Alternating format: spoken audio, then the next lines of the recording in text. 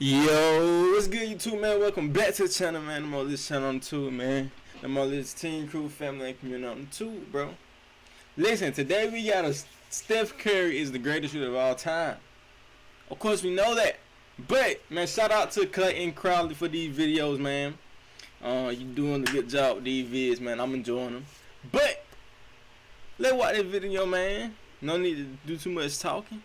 Let's get straight into it, man. We're going to see why Steph Curry is the greatest shooter of all time. We already know that. But let's see if he makes some valid points. On October 12, 1979, the NBA debuted a thin white line that created a perimeter about 23 feet away from the basket. Because of the distance and new perceived difficulty of shooting from behind this arc, any field goals made beyond it award the shooter 3 points, rather than the traditional 2. I wonder what those players and executives would have said at the time if you had told them that this line would. Oh my God, bro! Then there was a game winner to stop it. Who was that? Told them that this line would one day change the complexion of basketball as much as any innovation since the shot clock. The three-point line took some getting used to. It certainly wasn't the weapon or point of emphasis that it is today. But since its introduction, a handful of players have risen above the rest of the crop as having a proclivity for precision from beyond the arc. These are players who have been integral parts to championship teams, taken home prestigious awards, and made lasting impressions and contributions to the game of basketball. There have been many great shooters in NBA history, but we all know who's the best. Or another to the title as greatest shooter of all time. Today, I'll be making the case for Stephen Curry as the greatest shooter in NBA history. But we all know that though. But let's just. Actually, Steph Curry fan, some Steph Curry I meant to. I really did. Listen, I was going to make a video making the case for Steph as the greatest shooter of all time, and I was going to present it like it was going to be a whole making the case series, and then bamboozle you when I only made his video. Because he is, without question, the greatest shooter of all time. Just said it. But that's the thing. It's too easy to say that. He is so head and shoulders above the rest that it really isn't fair. So instead, I'm double bamboozling you. I want to look at what it means that Steph is the greatest shooter of all time. So today, I'll be making the case for Steph Curry as the most influential player of his generation. Nah, that's a good argument. Most influential player. That's a good argument. Now, I'm not saying that he's the best player of his generation. I'm pretty sure you'd agree with me on that. But the effects that he's had on the game have been, to me, unparalleled. He's been the vanguard of the modern style of basketball. I'm in that game right now. Standard of team building. He has become one of the premier ball handlers in the league and owns some of the filthiest handles. Comment down below what year was y'all favorite year of Curry uses the ball as an extension of his body.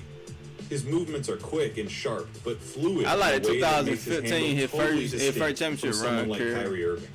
This control of the ball frees Curry up to attack offenses in whatever way he sees fit. Right there, I think. He's an underrated passer, surrounded by a stellar supporting cast. He's developed into an excellent finisher around the basket, capable of converting circus shots from nearly every angle with either hand. He has perfect touch on his floaters and isn't afraid to draw contact in the lane. Plus, Steph is sublime without the ball in his hands. He navigates and snakes his way through traffic, manipulating defenses with a massive gravitational pull.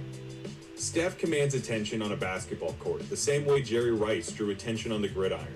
He deserves attention at all times in all scenarios. Off the bat, the worst thing you can do is let him get the ball in open space. Can't nobody do that but me and him. He is a gifted player with a truly remarkable arsenal, rounded out by the most devastating nuclear weapon in the NBA, his three-point shot. It cannot be stated too often nor too emphatically. Stephen Curry is the greatest shooter in NBA history. Thank you. Bye-bye. There are a number of ways we know this, and a lot of them involve pure empirical stats. For one, there's sheer volume. There have been 22 games in NBA history in which a player I need to go to a Warrior game one day, bro. I gotta kick Curry playing, man. No one else has more than 3. Steph currently sits as the 3rd most prolific shooter from deep. Not no more. I know the video, but not no more, sir. You gotta update your video. In league history, behind only Ray Allen and Reggie Miller. Assuming health, he will pass Reggie Miller at some point next season for 2nd place on that list. He did. He will do so having played over 600 fewer games than Reggie. As far as single seasons go, Steph has 5 of the top 10 3-point seasons. He has 3 of the top 4, including the best season that any player has ever had shooting from distance. It doesn't feel entirely fair, though, to say that Steph has the best shot, because he doesn't really just have one shot. He can shoot threes anyway from anywhere. Oh, God. Some of the game's storied marksmen buttered their bread off. Oh, hey, bro, that was smooth. Some of the game's storied Jamal, stop it. Buttered their bread off of assisted 3-point field goals, usually attempted from the corner. Catch and shoot corner threes. And while Steph is a more than capable catch and shoot player, he is so much more. Combined with his malicious handle, Curry is the NBA's preeminent shooter off the dribble. He can pull up from anywhere, and I mean anywhere. There are stats to prove it. Give me he that. has the clearance to pull the trigger whenever and from wherever he feels comfortable. And if there's a point of diminishing returns when it comes to letting him shoot, we haven't found it yet. Bro, just imagine, bro. You're not even expecting him to shoot, bro. You're not even expecting him to shoot. Kimber, I'm sorry, but I know you win. Between the leg, look like he finna do another between the leg. Pull up.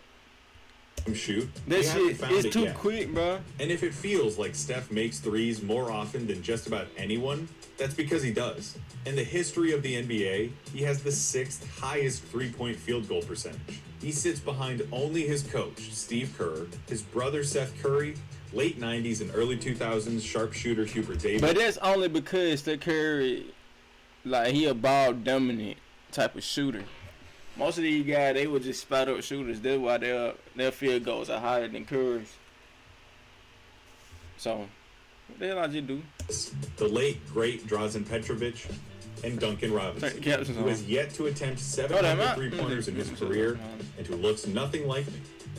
The league average from 3 usually hovers somewhere between 35 and 36%. Anything above 40 oh my is God, superb. look at the camera. Steph's career average is 43.5. This is the career I love. Give me one. 5-game 2020 season, Steph has never shot below 40%. His career 3-point percentage is higher than Allen Iverson's career field goal percentage. And remember, he's not getting the benefit of playing alongside a Michael Jordan or a Shaquille O'Neal every year. He is the player that gets keyed in on. He doesn't often get the advantage of taking wide open corner threes. He dances and pirouettes his way. And this the crazy thing. This all coming. This all like just moving without the ball. You getting open. Curry just don't get left open, bro. Don't nobody just leave him open. He gotta run across court, back and forth 8 times just to get open and earn for himself. He's not a specialist. That was a crazy relied shot. On just a few times a game. That was a crazy He attempts the most threes per game in history, and yet he is still more accurate from downtown than anyone in basketball ever outside of these 5 people. If that trend holds, if he can maintain his accuracy and his attempts stay steady, by the time he has played as many games as Ray Allen played in, he will have made a total of over 4,600 threes. Oh my God, bro. He probably hit more than that. Has been around in some form or another for over 40 years. Steph Curry isn't just transcendent. He is unprecedented. The success he has experienced as both an individual and as a team athlete have few equals. He is one of 11 players to win back-to-back MVPs. Unanimous. Other names on that list? First unanimous. Michael Jordan, LeBron James, Bill Russell, Wilt Chamberlain, those Steve guys. Nash. But Steph was the first player to ever win the MVP award unanimously. He has captained the Golden State Warriors into the history books and cemented them as the signature franchise of the last decade, with 5 consecutive trips to the finals and 3 championship victories. As impressive as that victory and success is at face value, though, remember how it happened. The seeds of the Steph Curry revolution were planted many years ago, and it's only been in the last 5 or 6 that the movement has been galvanized. Oh my God! Remember when the Warriors won the championship? Bro, just pack up, go to the locker room, pack up, and just wait on the bus, man. I'm sorry. In 2015, even then, with Steph as the reigning MVP and the Warriors with the best record in the league, you didn't have to do much searching to find people swearing up and down that jump shooting teams just could not win the championship. So how the hell did all this happen? As the son of renowned NBA sharpshooter Del Curry, Wardell Stephen Curry Jr. had shooting in his DNA. As much as that skill impressed his high school coaches, though, college scouts were unmoved. Standing under 6 feet tall and weighing no more than $160 soaking wet, Curry lacked prototypical size to compete not just in the NBA, but among other elite college players. Unable to secure a single scholarship offer from any major D1 program, Curry committed to play for Bob McKillop's Davidson Wildcats. Lucky for them. As a freshman at Davidson, Curry finished second among freshmen in the country in scoring, behind only Texas star Kevin Durant. He broke the record for most three-pointers made by a freshman and led the Wildcats to an NCAA tournament appearance as a 13th. Oh my God, bro. If his freshman year was an appetizer, his sophomore year was the entree. Curry experienced a growth spurt to his current height of 6'3". He led the Wildcats to a 26-6 record, an undefeated conference record. Imagine being the best shooter in college, this time bro. as a 10 seed. And under the biggest lights, on the biggest stage of college basketball, the Wildcats tried on some slippers. Against 7th seed Gonzaga, Curry made 8 of his 10 triples in a 44-point effort that included 30 in the second half to secure Davidson's first tournament win since 1969. Damn! They matched up to secure Davidson's first tournament win since 1969. 1960, a first playoff win, tournament win. 1969. When matched up with 2-seed Georgetown, one of the heavyweights of college hoops, Curry was unfazed. He caught fire again in the second half, pouring in 25 points in the period to lead a 74-70 comeback win. 3rd seed Wisconsin? Please. How about 33 points to send Davidson to their first Elite Eight appearance in nearly 40 years? It wasn't until the Wildcats were matched up against the 1 seed and eventual champion Kansas Jayhawks. And they're crazy. Curry went to a no-name school. Was a top 10 draft pick. While Sir Curry went to a Division I the most popular school, Duke University. Didn't get drafted. Played the G League, D League. Now he hooping like he on the team out here, you know what I'm saying? A key player to a team, but you can just see the difference between like everybody having their own journey, bro. You see what I'm saying? Just because you go to a big name school don't mean you're gonna always be that player you was in college or in high school. You know what I'm saying? And it's just like, I think people who go through like the less popular route, they become the more successful. The ones that not really popular become the most successful because of this one being humble kicks in. That's what hard work. Like John Morant went in no top ranked school. He didn't even get, you know what I'm saying, ranked in high school, I think. Even Colin Sexton, you feel me? So like, if you feel like you not, let's say, what's the word I'm looking for? You not noticed, you not known enough, bro. Just put your head down and work, bro. The work you put in, it gonna show. Just believe in yourself. That's all you need. You don't need nobody else approval, bro. Fuck what everybody else think. Do you? Feel what I'm saying? And out in a 2-point loss. In that game, Steph Curry hit his 162nd three-pointer of the season, a single-season record that still stands today. If you're a fan of college basketball and of March Madness, you probably still remember in pretty good detail Steph Curry's magical Cinderella run. And following his junior year at Davidson, Curry declared for the draft. He'd already established himself as a household name and was primed to be a generational marksman in the pros. But there were still red flags surrounding the hot-handed phenom. Here are some points from NBA scouts and draft analysts. Steph Curry would be a contributor, productive, reliable, fun, maybe even memorable. Although he was playing, also dude was just like, but he shouldn't expect a trip to Springfield. So as the draft unfolded, Steph watched 6 other players shake hands with David Stern, including 4 other players at the guard position. And yeah, it seems silly now that Curry was taken behind anyone. And we can talk about the massive misses on guys like Hashim Thabit and Johnny Flynn. But it's Exactly, still a like, what credit the to the fuck? kind of upside that Curry brought to the table, that he was still, despite all of his perceived red flags, taken as the 7th pick in the draft by the Golden State Warriors.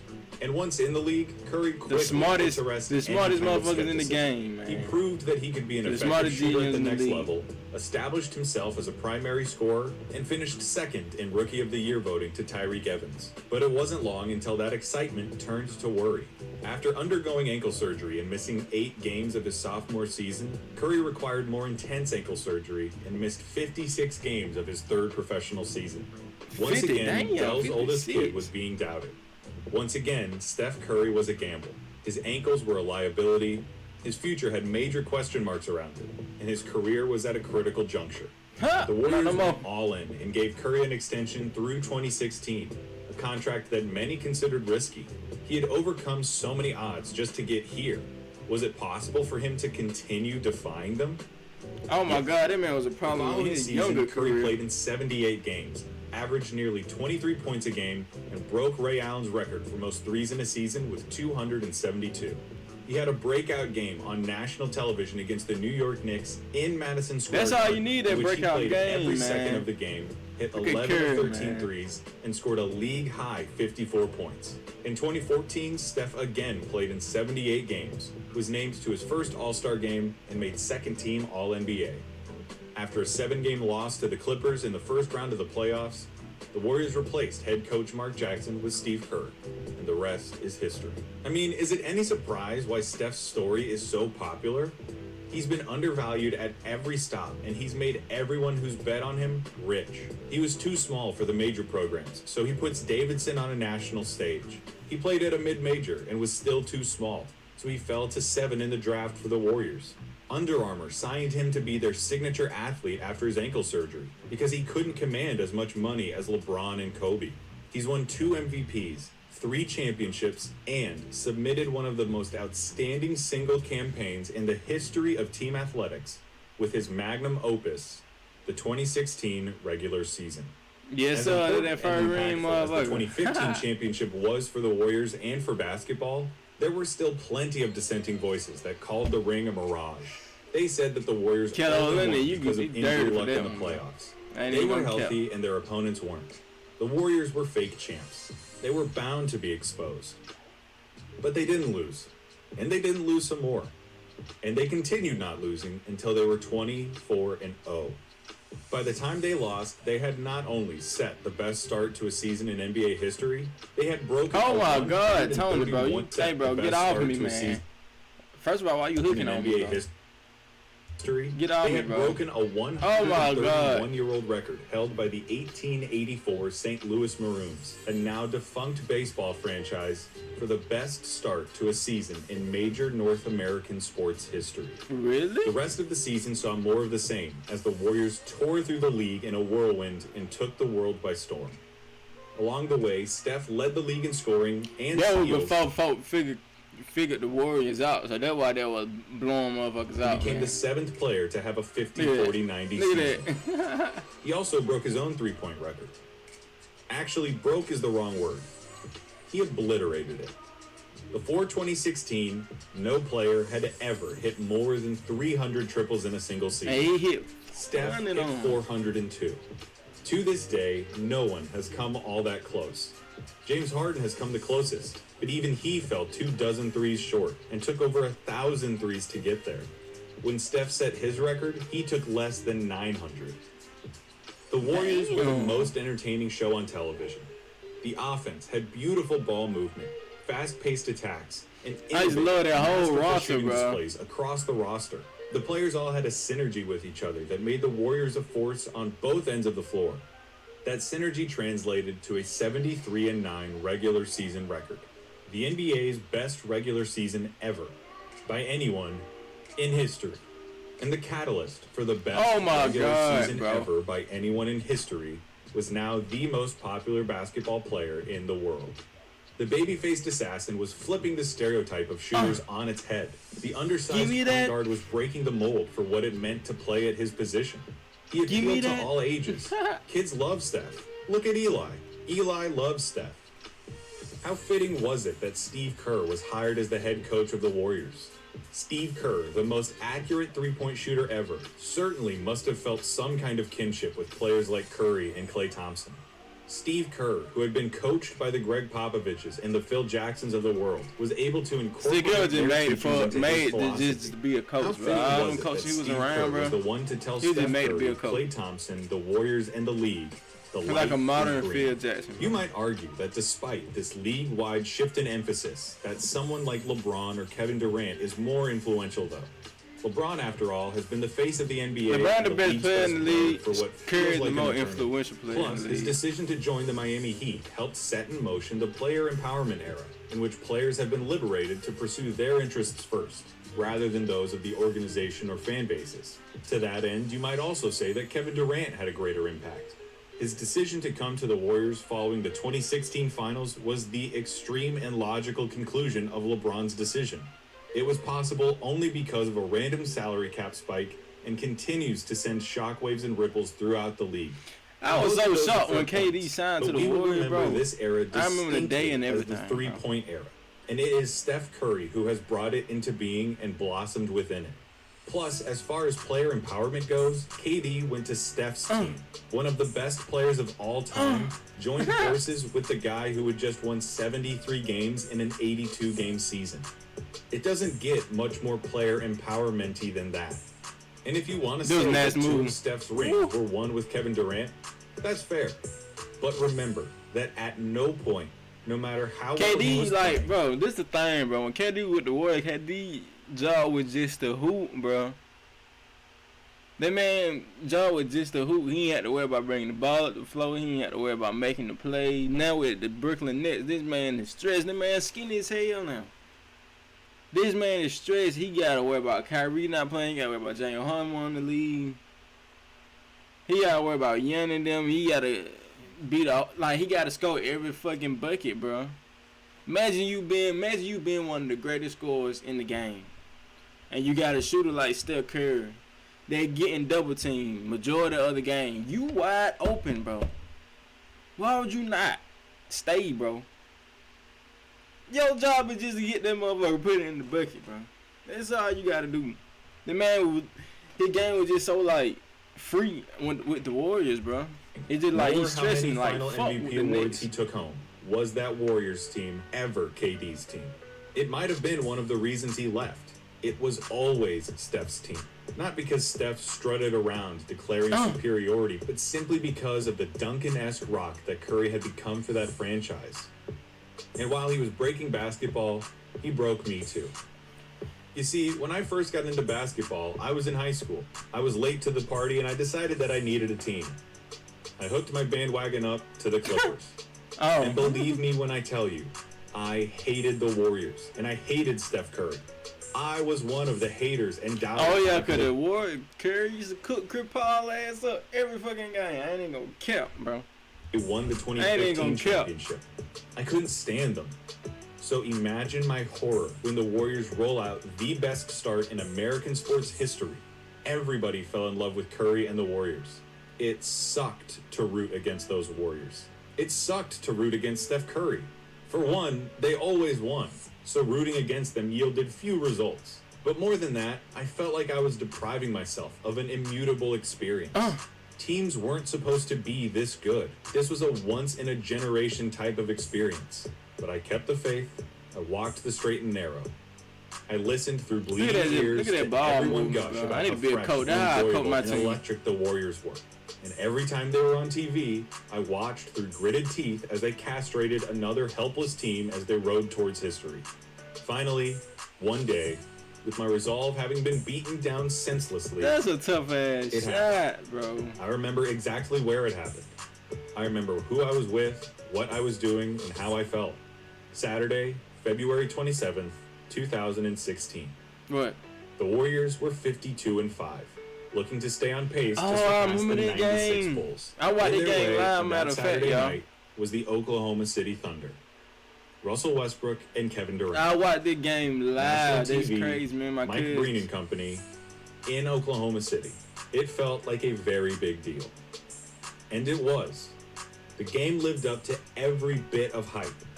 At one point, trailing by 12 in the fourth quarter, the Warriors rallied back and sent the game into overtime thanks to a pair of Andre Iguodala free throws with less than a second on the clock. Steph had a game for the ages. That was a little game. Breaking his own single-season three-point record and ending up with 42 points. The man was incomparable and capped off his night with the most arrogant, disrespectful, unfair shot I will likely ever see in my life. With the game tied, coming off of a missed Russell Westbrook pull-up, the Warriors secured the rebound and got it into Steph's hands. The Warriors had a timeout. They could call it, drop a play, and advance the ball. They didn't. Steph Curry, 52 and 5. That's high crazy, game, bro. overtime, national television. What do you think he does? Oh, we know. Decide not to use it. Curry, way downtown. Bang! Bang! Oh, We know what he did. Curry! We know. And that was it. I was broken. I couldn't take it anymore. I wasn't resigning as a fair-weather Clippers fan, but I retired my jersey as a Warriors hater. They were just too good. He was just too good. I don't know how else to say it. He's changed the game. Whether he is just the most outstanding microcosm of a larger philosophical shift, or he is the intrepid pioneer carrying a sport into uncharted territory, Steph Curry represents the latest form of basketball's constant metamorphosis. Man, where you going? It's irrefutable and irreversible. Right now, the future looks a lot more like Steph Curry than it does Will Hey, come Chamberlain. here. Do what I mean. Every time Curry played them Clippers, Now, he the was doing future shit looks a like lot this to more Chris like Paul. Steph Curry than it does Wilt Chamberlain, whether you like it or not. This period of the That's game will crazy. be remembered in a multitude of ways. We'll remember the seasons, the moments, the players, the championships. We'll also remember that in this era, the then sport came took on back a and new won identity, another one. and You we'll feel what remember I'm the saying? player who did the most to make it happen. Steph Curry You feel what I'm is saying? the most influential player of his generation. See what I'm saying? It's closed. See what I'm saying? But listen, if you enjoyed that video, man, like I did, make sure y'all give it a thumbs up, bro. Subscribe to the channel. My name is NiRowland, man. Steph Curry is the most influential player. Let me know other players y'all want me to react to next in the comments, and I'll get on that. I appreciate everybody for watching, man. I love everybody. I'm gonna catch y'all in another one tomorrow, man. Make sure y'all stay safe, stay blessed, and stay positive. I'm out of here.